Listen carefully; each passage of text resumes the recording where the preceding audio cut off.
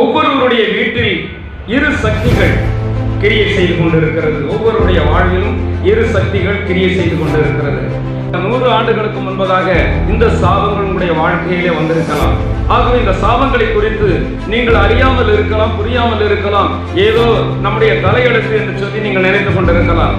நம்முடைய வீழ்ச்சிக்கு, நம்முடைய வாழ்க்கையில் முன்னேற்றம் இல்லாமைக்கு இந்த சாபங்கள் தான் காரணம். அந்த சாபங்களுடைய காரணத்தை நாம் ஆராய்ந்து பார்க்க போகிறோம். சஞ்சமான அரசூழியர்கள் அநேகரை நான் பார்த்திருக்கிறேன். அவர்களுடைய வீடு கட்டியிருப்பாங்க, பாதி வீட்டோடு நின்று கொண்டிருக்கிறோம். இரட்சகரும் மீட்பருமாகி இயேசு கிறிஸ்துவின் இனிய நாமத்தினாலே உங்கள் யாவருக்கும் வாழ்த்துகிறோம். விசேஷமாக உலகம் முழுவதிலும் இருக்கிற தமிழ் கிறிஸ்தவர்களை இயேசுவின் நாமத்தினாலே இந்த மேய்ப்பனின் சத்த நிகழ்ச்சிக்கு உங்களை அழைக்கிறோம். அருமையான சகோதர சகோதரிகளே, இந்த நாளிலும் கூட ஒரு முக்கியமான ஒரு செய்தியை நாம் கேட்க இருக்கிறோம்.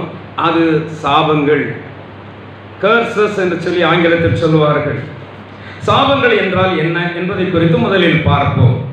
ஒவ்வொருவருடைய வீட்டில் இரு சக்திகள் கிரியை செய்து கொண்டிருக்கிறது. ஒவ்வொருடைய வாழ்விலும் இரு சக்திகள் கிரியை செய்து கொண்டிருக்கிறது. தேவனுடைய ஆசீர்வாதங்களை நாம் முழுமையாக பெற்று அனுபவிக்க முடியாதபடி இந்த வல்லமைகள், அசுத்த வல்லமைகள் அது தடுத்து கொண்டிருக்கிறது. சாபங்கள் என்பது உங்கள் மேல் ஒரு உடையை போல, நீங்க போட்டிருக்கிற ட்ரெஸ்ஸை போல அது உங்கள் மேல் போர்வையாய் போத்தி கொண்டு நன்மைகளை செய்ய விடாதபடி உங்களுடைய கரங்களை பிடித்து எடுக்கிற ஒரு நீண்ட கரமாக இருக்கிறது. சாபங்களின் ஆரம்பம் உங்களுடைய வாழ்நாட்களில் அல்லது உங்களுடைய முன்னோர்களின் வாழ்நாட்களில் இது துவங்கி இருக்கலாம். சாபங்கள் நம்முடைய வாழ்க்கையிலே பதுங்கி இருக்கும். எப்படி அது கிரியை செய்கிறது என்று சொல்லி உங்களுக்கு புரியாமல் இருக்கும். என் அருமையானவர்களே, சில வேளைகளிலே அது நம்முடைய வாழ்க்கையில் ஆரம்பித்திருக்கலாம், அல்லது நம்முடைய முன்னோர்களுடைய வாழ்க்கையில் ஆரம்பித்திருக்கலாம். பல ஆண்டுகளுக்கு முன்பதாக இருக்கலாம், பல 100 ஆண்டுகளுக்கு முன்பதாக இந்த சாபங்கள் உங்களுடைய வாழ்க்கையிலே வந்திருக்கலாம். ஆகவே இந்த சாபங்களை குறித்து நீங்கள் அறியாமல் இருக்கலாம், புரியாமல் இருக்கலாம். ஏதோ நம்முடைய தலையெழுத்து என்று சொல்லி நீங்கள் நினைத்துக் கொண்டிருக்கலாம். அல்ல அருமையானவர்களே, இந்த சாபங்கள் எல்லாம் நம்முடைய முன்னோர்கள் வழியாக இருக்கலாம், அல்லது நாம் செய்த பாவங்கள் மூலமாக இருக்கலாம். ஆகவே சாபங்களினால் தாக்கப்பட்டு கொண்டிருக்கிற நபர் அது எங்கிருந்து எப்படி வருகிறது என்று சொல்லி அவர்களுக்கு தெரியாமல் இருக்கிறார். அதன் செயல்பாட்டை வேதத்தின்படி தடுக்காவிட்டால் அதனுடைய விளைவு கொடியதாக இருக்கும். கடைசி வரையில் நாம் வேதனைப்பட்டு சாக வேண்டியதாக இருக்கும். ஆகவே அதற்காக தேவன் அழைக்கவில்லை, சாபங்களை முறிப்பதற்காக தேவன் நம்மை அழைத்திருக்கிறார். சாபத்தின் அடையாளங்கள் நம்முடைய பரிசுத்தம் வேதாகமத்திலே 28ஆம் அதிகாரம் இருக்கிறது. அதை இப்பொழுது யாரும் எடுக்க வேண்டாம். 28ஆம் அதிகாரம் 15 முதல் 68 வசனங்கள் வரை அநேக சாபங்கள் இருக்கிறது. அந்த சாபங்களுடைய பட்டியலை நாம் பட்டியலிட்டோம் என்றால் இப்பொழுது வாசிக்கிறதுக்கு நேரம் பத்தாது. ஆகவே நான் உங்களுக்கு சுருக்கமாக சொல்லுகிறேன். ஆகவே ஒரு 8 தலைப்பின் கீழாக நான் அதை பட்டியலிட்டு இருக்கிறேன். அவமானம், மலட்டுத்தன்மை அல்லது பலனற்ற நிலைமை, மனநோய் அல்லது சரீர வியாதிகள், குடும்ப உறவுகளின் முறிவு, வறுமை, ஏழ்மை, பசி, எதை எடுத்தாலும் தோல்வி, மற்றவர்களால் ஒடுக்கப்படுதல், மேலே எழ முடியாமல் வீழ்ச்சி, தேவனுடைய தயவு கிடைக்காத ஒரு தன்மை. இப்படி நீங்கள் பார்த்தீர்கள் என்றால் உபாகமம் 28:15 முதல் 68 வசனங்கள்ல நிறைய சாபங்கள் இருக்கிறது. ஆனால் நாம் அட்டவணைப்படுத்தினோம் என்றால் இந்த தலைப்பின் ஒரு 9 தலைப்பின் கீழே வரும். அதைத்தான் உங்களிடம் நான் இப்பொழுது பகிர்ந்து கொண்டேன். ஆகவே இந்த சாபங்கள் காரணம் இல்லாமல் வரவே வராது.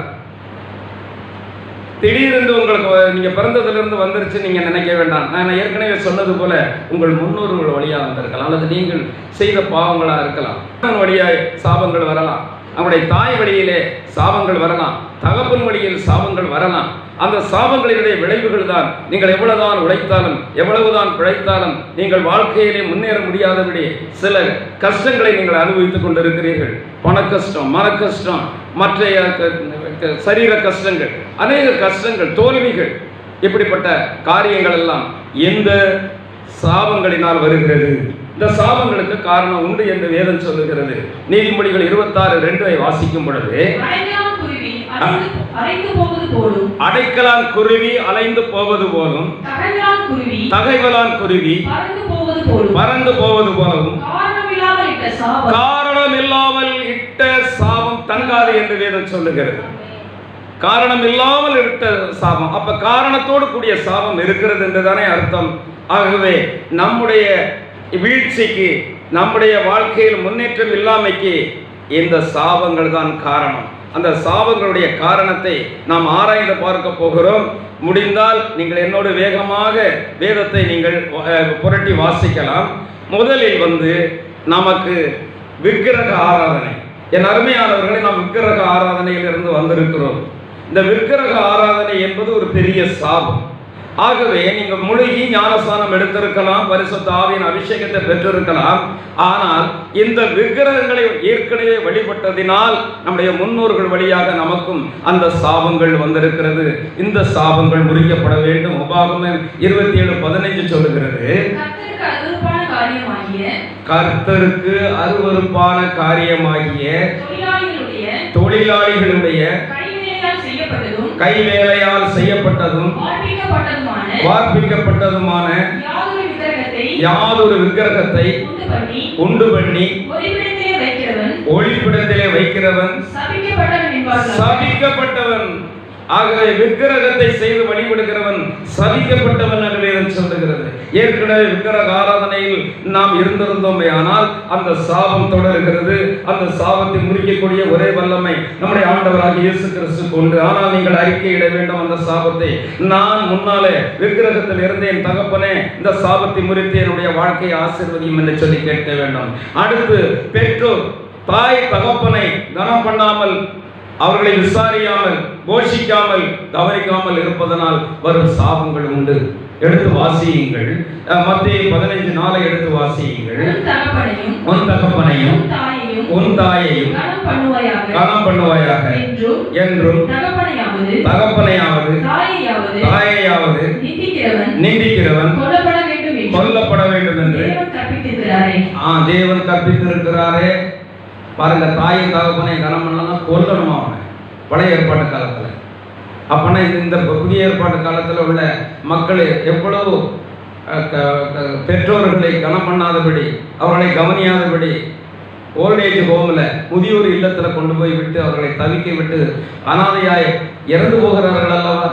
அந்த சாபம் நம்மை தொடருமா தொடராதா? நம்முடைய பிள்ளைகளை தொடருமா தொடராதா? ஆகவே உன் வாழ்நாள் நீடித்திருப்பதற்கு உன் தாயையும் தகப்பனையும் கனம் பண்ணுவாயாக என்று வேதம் சொல்லுகிறது. அடுத்து, வஞ்சிக்கிறது, மற்றவங்களை ஏமாற்றுகிறது, திருடுகிறதுனாலே நமக்கு சாபங்கள் வருகிறது என்று வேதம் சொல்லுகிறது. மல்கியா 3:8-9 வாசிக்கலாம். மனுஷன் தேவனை வஞ்சிக்கலாமா? நீங்களோ என்னை வஞ்சிக்கிறீர்கள். எதினாலே உம்மை வஞ்சித்தோம் என்கிறீர்கள். தசம பாகத்திலும் காணிக்கைகளிலும் தானே நீங்கள் சபிக்கப்பட்டவர்கள். ஜனத்தாராகிய நீங்கள் எல்லாரும் என்னை வஞ்சித்தீர்கள். அல்லேலூயா. நம்ம தேவனை ஏமாற்றி தேவனுக்கு செய்ய வேண்டிய கனம், மரியாதை, அவர்களை துதி ஸ்தோத்திரங்களை செய்யாமல் இருந்தாலும் சரி, அடுத்தவருக்கு கொடுக்க வேண்டிய அல்லது பலியை செலுத்தாமல் இருந்தாலும் சரி, நாம் என்ன செய்கிறோம்? அவரை வஞ்சிக்கிறோம்.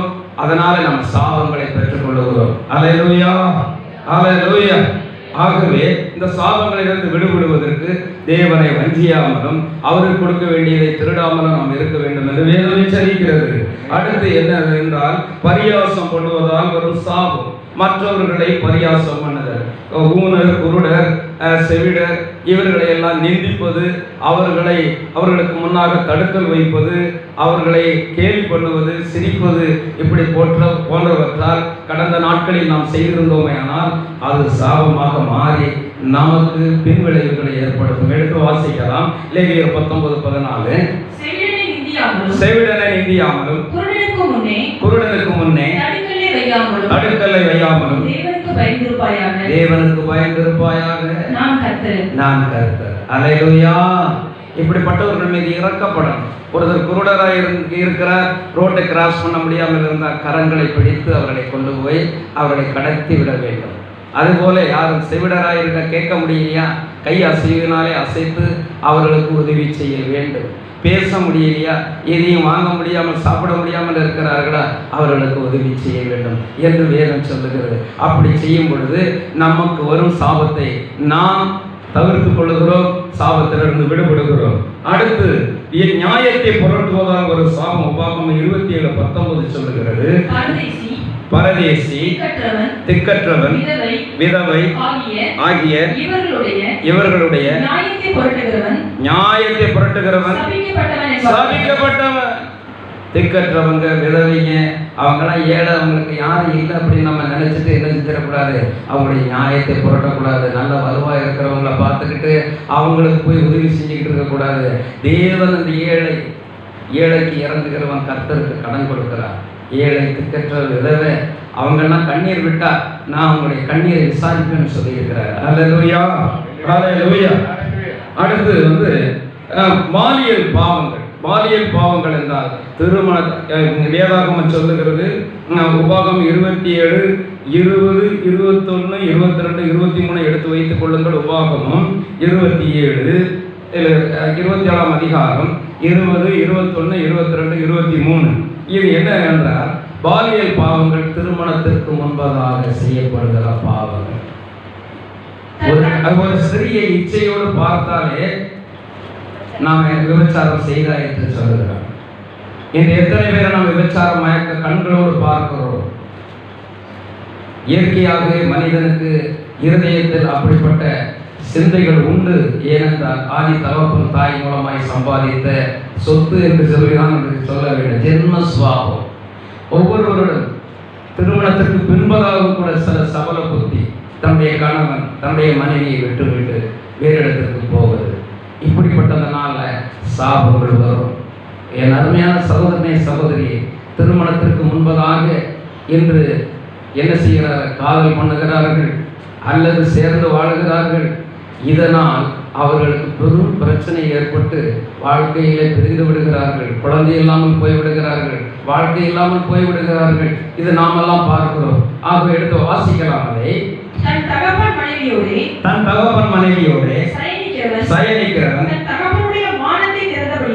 தன்னுடைய தகப்பனுடைய மானத்தை திறந்தபடியினாலே சபிக்கப்பட்டவன் என்பார்களாக ஜனங்கள் எல்லாரும் ஆமென் என்று சொல்லக்கூடாது. யாதொரு மிருகத்தோடு புணர்ச்சி செய்கிறவன் சபிக்கப்பட்டவன் என்பார்களாக ஜனங்கள் எல்லாரும் ஆமென் என்று சொல்லக்கூடாது. தன் தகப்பனுக்காவது தாய்க்காவது குமாரத்தியாகிய தன் சகோதரியோட சயனிக்கிறவன் சபிக்கப்பட்டவன் என்பானாக ஜனங்கள் எல்லாரும் ஆமென் என்று சொல்லக்கூடாது. அருமையான சகோதரனே, சகோதரி, அதிகமாக தேவன் அறிவிருக்கிற பாவம் இந்த பாலியல் பாவம், செக்ஸ் சின்.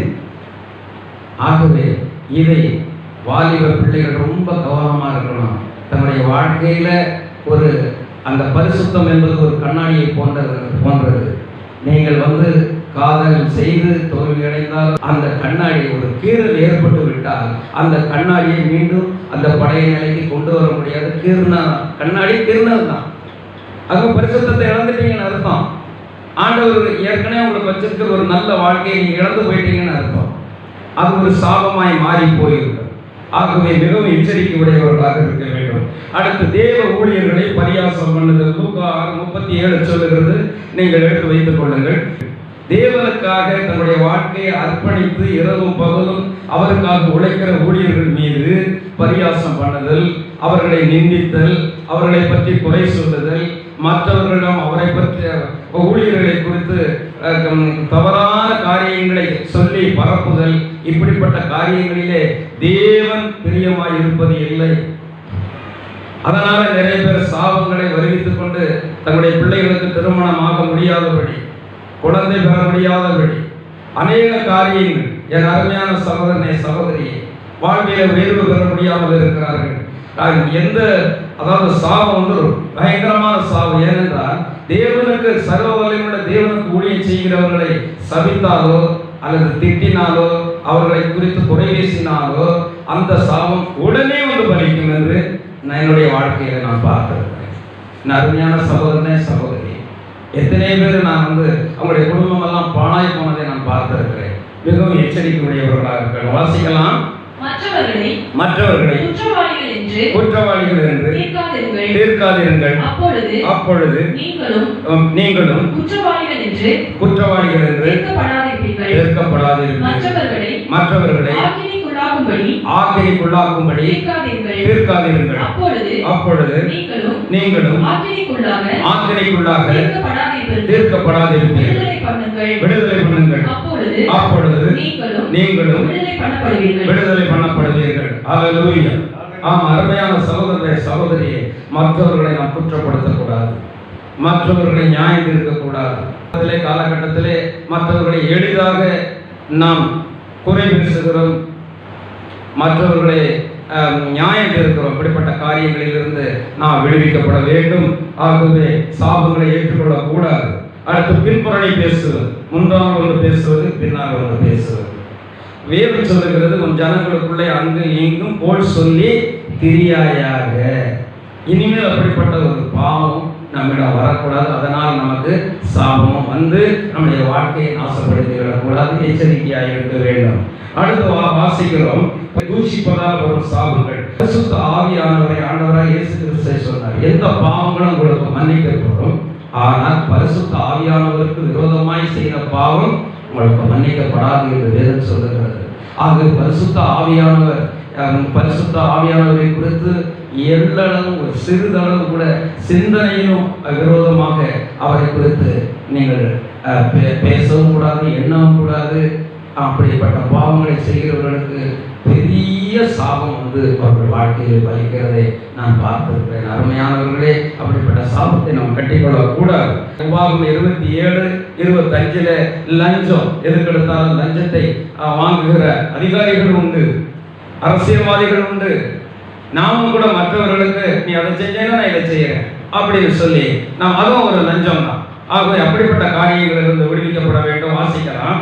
குற்றமில்லாதவனை கொலை செய்யும்படி பரிதாபம் வாங்குகிறவன் சபிக்கப்பட்டவன் என்பார்களாக. ஆமென். ஜனங்கள் எல்லாரும் ஆமென் என்று சொல்லக்கடவர். Price the Lord. ஹல்லேலூயா. மற்றவர்களுக்கு அதாவது லஞ்சம் வாங்குறது, ஒரு பாருங்க, அரசு அலுவலகங்களில் ஒரு காசை கொடுத்தா நம்ம ஏழையா இருந்தான்னா அந்த காசை வாங்கவே முடியாது.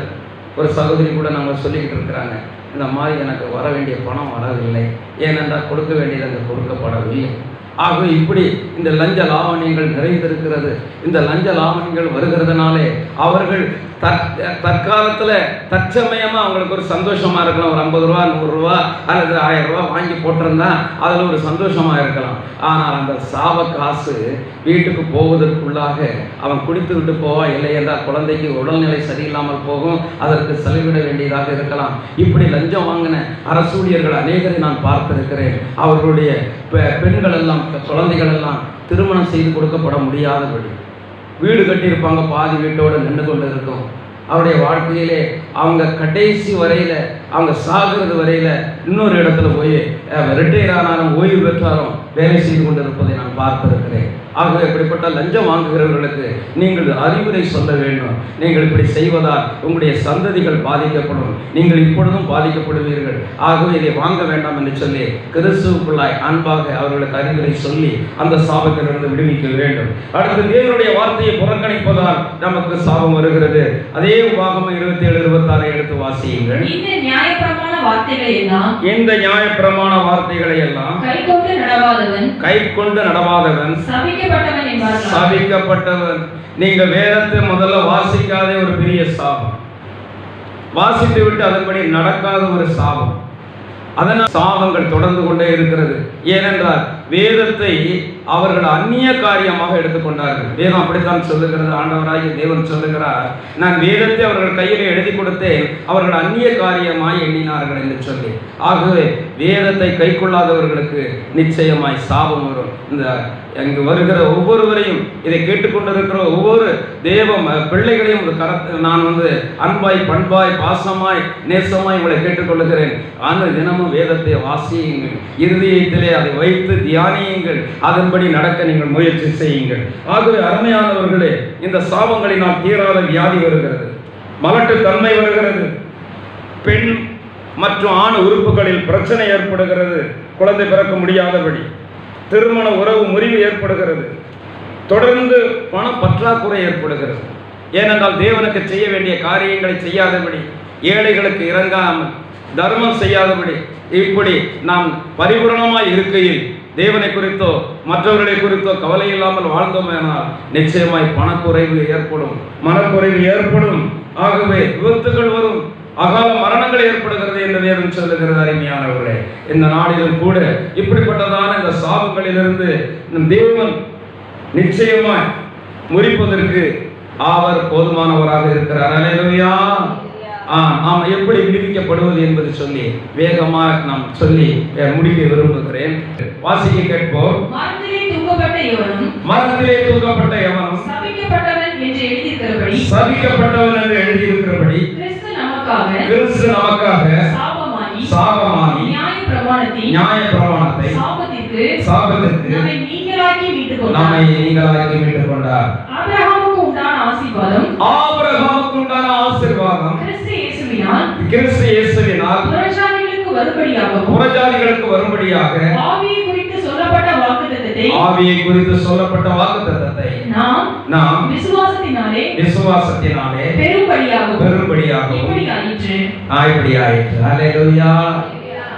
கல்வாரி சிலுவையில ஒரு பரிமாற்றம் நடந்துச்சு. நல்ல கவனி. ஆண்டவராகிய இயேசு கிறிஸ்து உங்களுக்காக எனக்காக கல்வாரி சிலுவையில மரித்தார் என்று எத்தனை பேர் விசுவாசிக்கிறீங்க?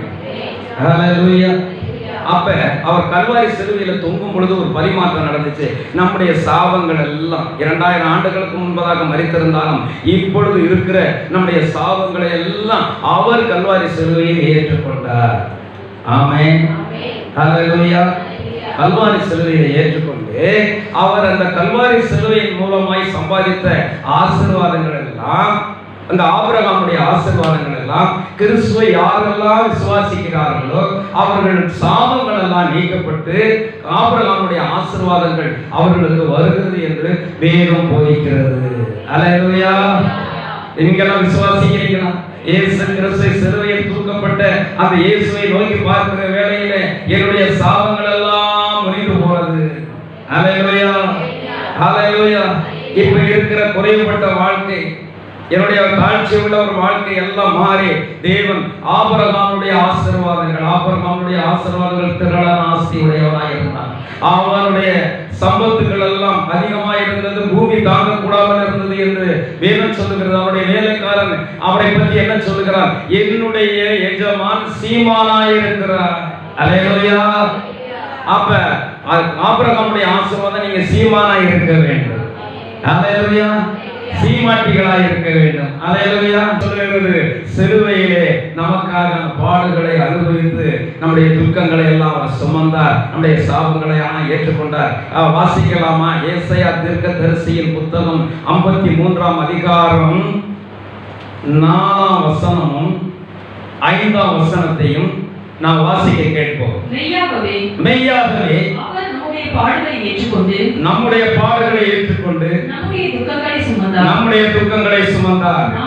நாமோ அவர் தேவனால் அடிபட்டு வாதிக்கப்பட்டு சிறுமைப்பட்டவர் என்று எண்ணினோம். நம்முடைய மீறுதல்கள் நிமித்தம் அவர் காயப்பட்டு நம்முடைய அக்கிரமங்களை நிமித்தம் அவர் நொறுக்கப்பட்டார். நமக்கு சமாதானத்தை உண்டு பண்ணும் ஆக்கினை அவர் மேல் வந்தது. அவருடைய தழும்புகளால் குணமாகிறோம். அல்லேலூயா. கல்வாரி சிலுவையின் மூலமாய் நாம் ஆசீர்வாதத்தை பெற்றுக் கொண்டிருக்கிறோம். அருமையான சகோதர சகோதரிகளே, இது கேட்டுக்கொண்டிருக்கிற சகோதர சகோதரிகளே, இதிலே அமர்ந்து இதை கவனித்துக் கொண்டிருக்கிற அருமையான சகோதர சகோதரிகளே, கல்வாரி சிலுவையில் நம்முடைய சாபங்கள் எல்லாம் தொலைந்து போனது. நாம் ஆசீர்வதிக்கப்பட்டவர்களாக இருக்கிறோம். நான் ஆசீர்வதிக்கப்பட்டிருக்கிறேன். கல்வாரி சிலுவை மரணத்தின் மூலமாய் ஆசீர்வதிக்கப்பட்டிருக்கிறேன் என்று சொல்லுகிறவர்கள் கரங்களை உயர்த்தி ஒரு அல்லேலூயா சொல்லலாமா? அல்லேலூயா. சாபத்திலிருந்து நாம் விடுதலை பெறுவதற்கு நாம் என்ன செய்ய வேண்டும்? நன்றாக கவனிக்க வேண்டும். ஒரு சில நிமிடங்கள் நான் முடிக்க இருக்கிறேன். கிறிஸ்துவின் மீது நீங்கள் நம்பிக்கை வைக்க வேண்டும். அப்படி வைத்திருக்கிறவர்கள் அல்லேலூயா சொல்லலாம். உங்கள் சார்பாக அவர் செய்த தியாகத்தை நீங்கள் ஏற்றுக்கொள்ள வேண்டும். அல்லேலூயா. உங்களுக்காக என்ன தியாகம் பண்ணார்? கல்வாரி சிலுவையில தன்னையே பலியாக ஒப்பு கொடுத்தார். அல்லேலூயா. கால்களில் ஆணிகள், கரங்களில் ஆணிகள், தலையில் முள்முடி, சரீரமெல்லாம் வாரினால் அடிக்கப்பட்ட அடிகள், இத்தனை பாடுகளையும் நம்முடைய ஆசீர்வாதத்துக்காக ஏற்றுக்கொண்டார் என்று சொல்லி நீங்கள் இப்பொழுது விசுவாசிப்பீர்களானால் இப்பொழுது இருக்கிற வண்ணமாக நீங்கள் இருக்கவே மாட்டீர்கள். அல்லேலூயா. எல்லா ஆசீர்வதிக்கப்பட்டவர்களாய் மாறுவீர்கள். அல்லேலூயா. இந்த வார்த்தை யாருக்கு உள்ள போகுதோ நிச்சயமா நீங்கள் ஆசீர்வதிக்கப்பட்டவர்களாய் மாறுவீர்கள். அல்லேலூயா. ரோமர்கள் எழுதின நிருபம் 10ஆம் அதிகாரம் 9-10. அவர் எனக்காக பாவத்திற்கு பாவமானார், சாபத்திற்கு சாபமானார், கல்வாரி சிலுவையில் அவர் தொங்கி மரித்து அடக்கம் செய்யப்பட்டு உயிர்த்தெழுந்தார் என்று சொல்லி உங்கள் நாவினால் இப்பொழுது அறிக்கை செய்வீர்களானால் இப்பொழுதே நீங்கள் விடுதலை பெற்ற சாபத்திலிருந்து விடுதலை பெறுவீர்கள். அல்லேலூயா. வாசிக்கலாம். கர்த்தராகிய இயேசுவை நீ உன் வாயினாலே அறிக்கையிட்டு தேவன் அவரை மரித்தோரிலிருந்து எழுப்பினார் என்று உன் இருதயத்தில் விசுவாசித்தால் ரட்சிக்கப்படுவார். நீதி உண்டாக இருதயத்திலே விசுவாசிக்கப்படும், ரட்சிப்பு உண்டாக வாயினாலே அறிக்கை பண்ணப்படும். ஆமென். அப்ப இந்த வேளையில ஒருவேளை ரட்சிக்கப்படாம இருக்கிறீங்க, மொழியை ஞானஸ்தானம் எடுக்காம இருக்கிறீங்க, இதை நீங்க அறிக்கையிடும் பொழுது இந்த ரோமர் 10:9-10 நீங்க அறிக்கையிடும் பொழுது இப்பொழுதே ரட்சிக்கப்படுறீங்க. ஹல்லேலூயா. ஹல்லேலூயா. ரட்சிக்கப்படுவது மட்டுமல்ல, எதிலிருந்து விடுதலை பெறுவீங்க? சொல்லுங்க. எல்லாரும் சாபத்திலிருந்து விடுபட யாரெல்லாம் ஆசையா இருக்கிறீங்க கரங்களை உயர்த்தி அல்லேலூயா சொல்லுங்க. ஹல்லேலூயா. அப்ப இதை நீங்க விசுவாசிக்கணும். ஆமென். எனக்காக கல்வாரி சிலுவையில் அவர் அடிக்கப்பட்டார், நொறுக்கப்பட்டார், உடைக்கப்பட்டார், சித்திரவதை செய்யப்பட்டார். அவர் மரித்த எல்லா பாடுகளையும் எனக்காக ஏற்றுக்கொண்டார். அவர் மரித்து அடக்கம் செய்யப்பட்டார். 3ஆம் நாள் எனக்காக உயிரோடு எழுந்தார். அல்லேலூயா. அல்லேலூயா. யாவரும் இந்த சாபத்திலிருந்து விடுதலை பெற்றுக் கொள்ளலாம். ஆமென். ஆமென். அல்லேலூயா. அடுத்து நம்முடைய எல்லா கலக குணங்களில் இருந்து நாம் விடுதலை பெற வேண்டும். இயற்கையாகவே நமக்கு கலக குணம் உண்டு. உங்க பிள்ளைங்களை பாருங்க, ஒன்று செய்ய சொன்னப்போ நான் செய்ய மாட்டேன். ஏதாவது ஒன்று பார்த்தீங்கன்னா இல்லைன்னா எனக்கு திமிரிக்கிட்டு போகும், கையை பிடிச்சிங்கன்னா முறுக்கிட்டு போகும். இப்படியான கலக குணத்தை எல்லாம் நீங்க சொல்லி கொடுத்தீங்களா? இல்லை, ஜென்ம சுபாவம் பிறப்பிலிருந்தே வந்தது. ஆகவே இந்த கலக குணத்தில் இருந்தும் நாம இப்ப பெரியவர்களாகிய நாம் செய்கிற எல்லா பாவங்களில் இருந்தும் மனம் திரும்ப வேண்டும். ஹல்லேலூயா. ஹல்லேலூயா. மனம் திரும்பினா அந்த சாபம் போயிடும். இப்ப இருக்கிற ஒரு பொல்லாத வாழ்க்கையிலிருந்து நாம் விடுதலை பெற முடியும். ஆமென். ஹல்லேலூயா. எடுத்து வாசிங்கள். 1 யோவான் 1:9 வாசிங்க. நம்முடைய பாவங்களை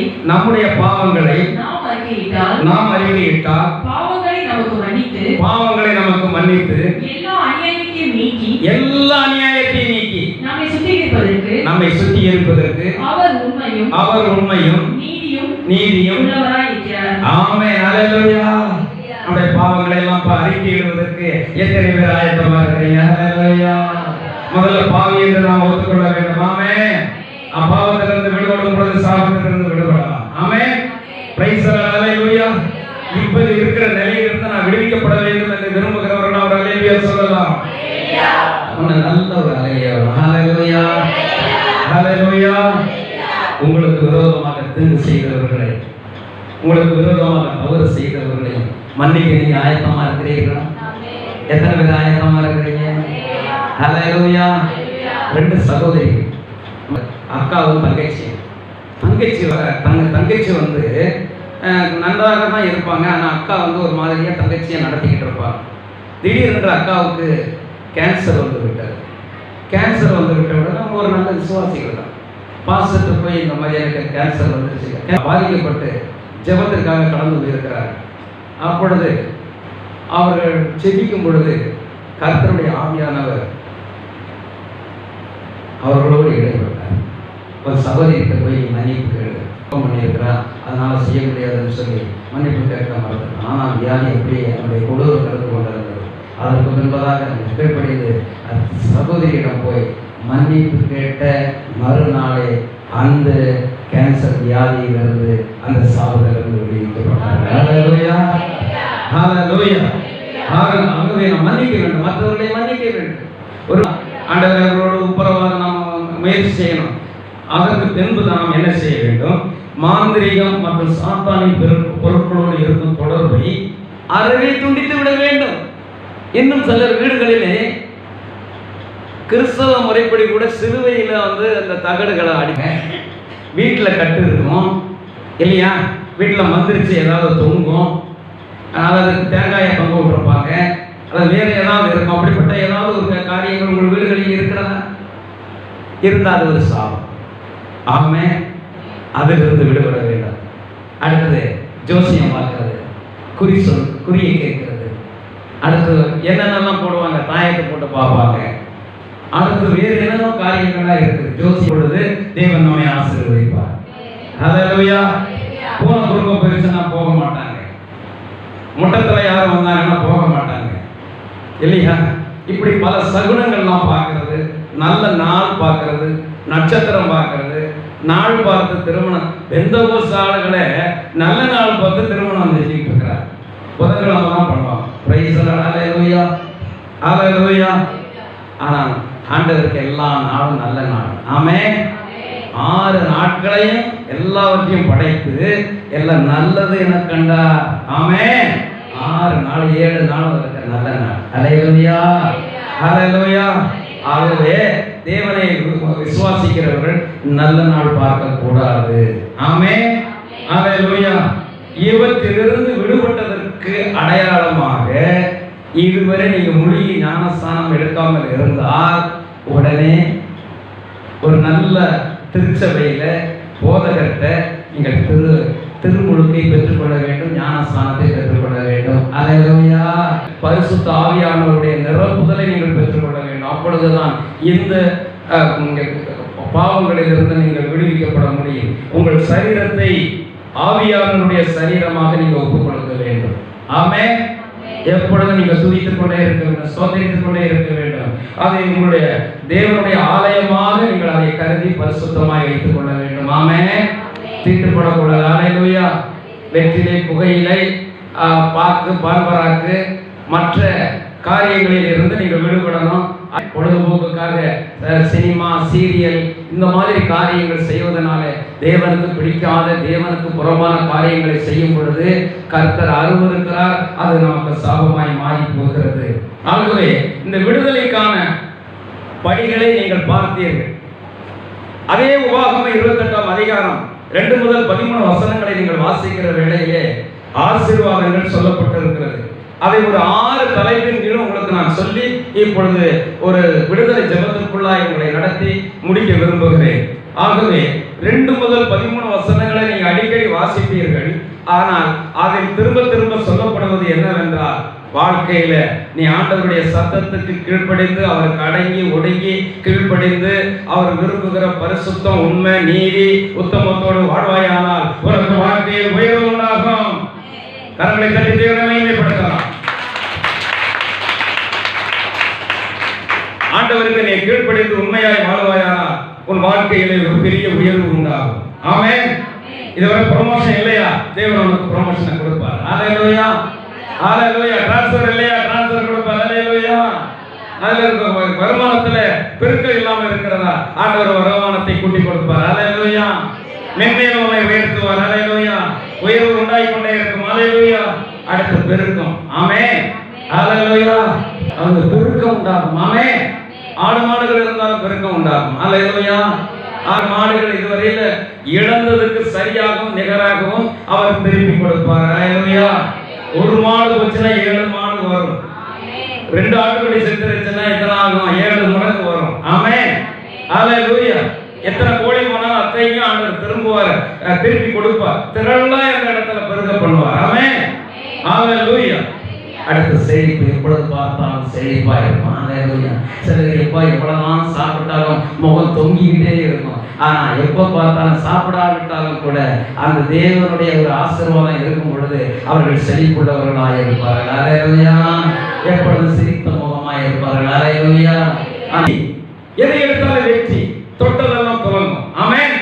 பிரைஸ் தி லார்ட். ஹalleluya. படிப்புல வெற்றி, வேலையில வெற்றி, வீட்டுல வெற்றி, போற இடமெல்லாம் வெற்றி. ஏன்னா தேவனாகிய கர்த்தர் நம்மோடு கூட வந்து கொண்டிருக்கிறார். ஹalleluya. ஹalleluya. அடுத்து தேவ தயவு. முழங்கால் படிட்டு, ஆண்டவரே என் பிள்ளைக்கு ஜுரம் அடிச்சுக்கிட்டு போகாதபடி கொஞ்சம் ஜெபத்தை கேட்டு உடனே இறங்கி சுகத்தை கொடுப்பார். ஹalleluya. ஹalleluya. உதவி இல்லாம நீ தவிச்சுக்கிட்டு இருக்கிறியா?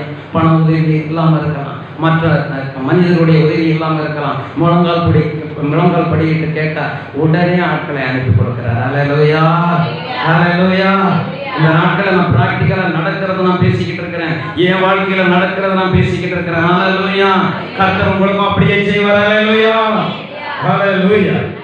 ஆகவே நீங்கள் கர்த்தருடைய சத்தத்துக்கு கீழ்ப்படிந்து அவர் விதிக்கிற கட்டளைகளின்படி நியமங்களின்படி நடக்கும் பொழுது ஏற்கனவே சொன்ன காரியங்கள் எல்லாம் நீங்கள் தவிர்த்து விட்டு அவர் சமூகத்துக்கு வரும் பொழுது நிச்சயமாய் நீங்கள் ஆசீர்வதிக்கப்படுவீர்கள். எல்லாரும் முழங்கால் படிட்டு நாம் சொல்லுகிற ஜெபத்தை சொல்லுங்கள். நாம் சொல்லி முடிக்கலாம். Price the Lord. எல்லாரும் ஆண்டவராகிய இயேசுவே கல்வாரி சிலுவையில் என் மீது வரக்கூடிய எல்லா சாபத்தையும் நீர் உம்மீது ஏற்றுக்கொண்டீர் என்று நான் விசுவாசிக்கிறேன். ஆகையால் என் வாழ்க்கையில் இருக்கும் எல்லா சாபத்திலிருந்தும் என்னை இப்போது விடுவிக்கும்படி வேண்டுகிறேன். இதை உம்முடைய நாமத்தில் கேட்கிறேன். ஆண்டவராகிய இயேசு கிறிஸ்துவே. ஆமென். ஹalleluya. கர்த்தர் உங்களை ஆசீர்வதிப்பாராக.